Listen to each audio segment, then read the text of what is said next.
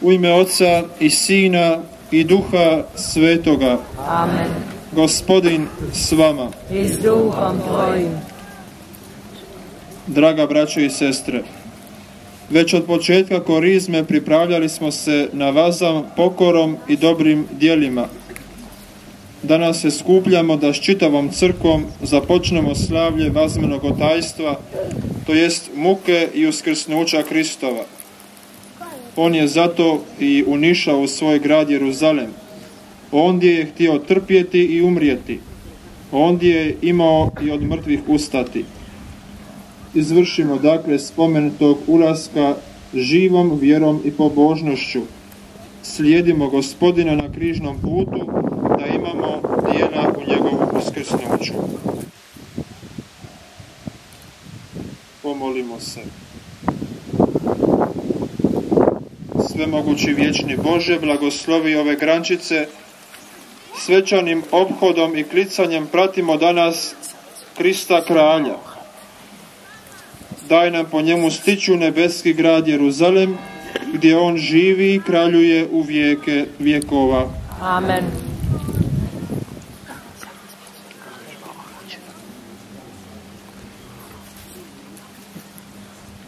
Gospodin s vama.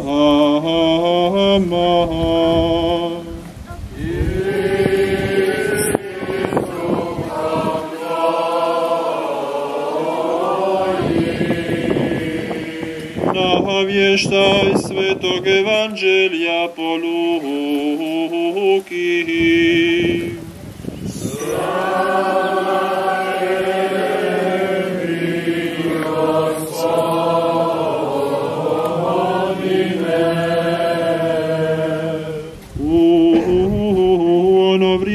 Išao je Isus pred svima, ulazeći u Jeruzalem.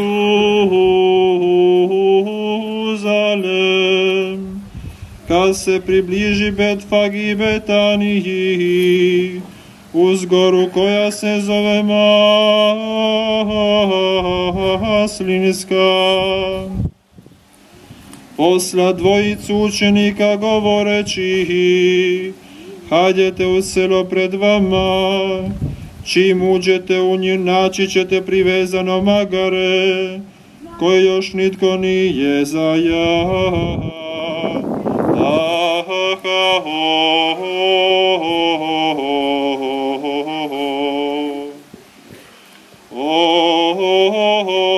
Odriješite ga i dovedite. Upitali vas tko zašto griješite, recite Gospodinu treba.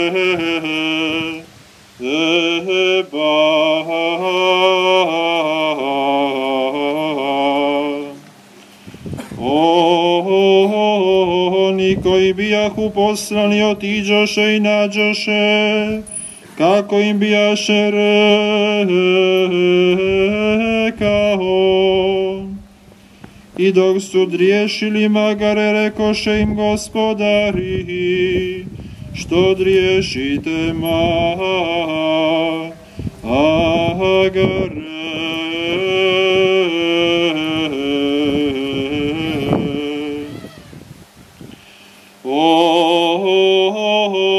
Oni odgovoriše: Gospodinu treba.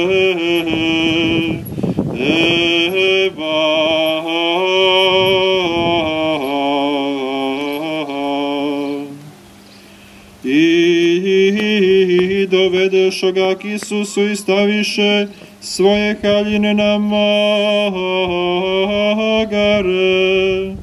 te posadiše Isusa.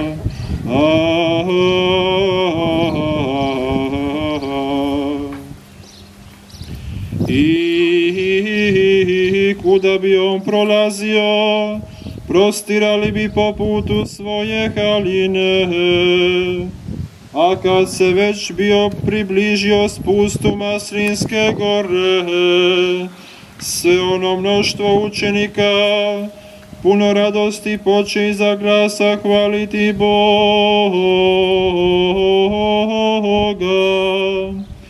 za sva silna djela što ih vidješe.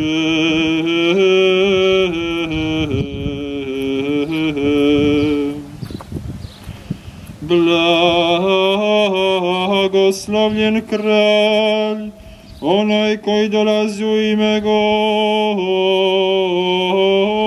Gospodnje, na nebu mir, slava na visini i nama.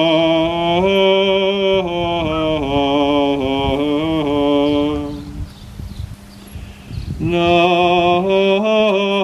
tomu neki farizeji iz mnoštva rekoše: Učitelju, prekori svoje učenike.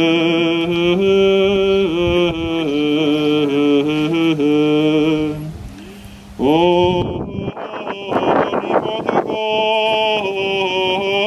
odgovori: Kažem vam, ako vi ušute, kamenje će vikati. Riječ Gospodnja. Slava tebi, Kriste. Evo, draga braćo i sestre, upućujući se za Kristom u procesiji s granama u rukama, kao nekad židovska djeca, proslavljujemo Kristov ulazak u naš Jeruzalim, to jest u našu životnu stvarnost, zahvaljujući mu za dobrotu i slaveći ga kao svoga kralja i svoga otkupitelja. Bez straha prostrimo predanj svoje živote i omogućimo mu da preko nas i preko našeg vjerodostojnog svjedočanstva ispuni i naš narod i društvo u kojem živimo svojim neizmjernim milosrđem. I kao što je on znao da je potreba s njegove strane da dođe u susret nama grešnicima, tako i mi sebi posvijestimo kao svoju zadaću da smo dužni svjedočiti i približavati Isusa svima, osobito onima koji su najpotrebniji njegova milosrđa. Na taj način mi Kristu predajemo sebe, a ne svoje osjećene, ma koliko lijepo rešene bile maslinove grančice, jer one brzo gube svoju svježinu.